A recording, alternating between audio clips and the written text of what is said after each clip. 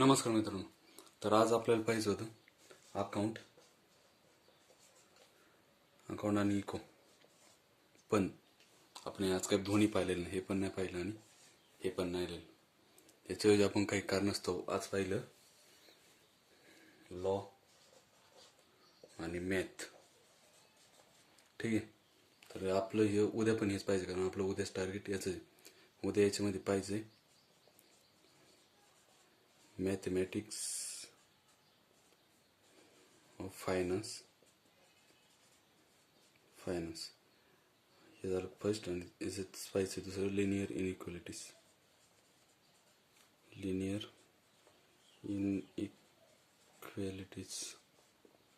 ठीक आहे. आणि लॉ मध्ये पाहिजे चॅप्टर 7 द निगोशिएबल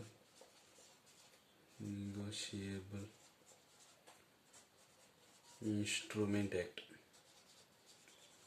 1881. ठीक आहे. हे आपलं उद्याच टार्गेट. आज पण आपण ह्याच्यातलं काही थोडं एक चॅप्टर रीड केलं, थोडं कंपनी ॲक्टचं, आणि यामध्येच थोडं मॅथमध्ये पण ह्याच चॅप्टरविषयी पहिलं आज थोडं. उद्या याला लास्ट द्यायचं आहे ह्या चॅप्टरला, आणि प्लस लिनियर इनइक्वालिटीज. ठीक आहे.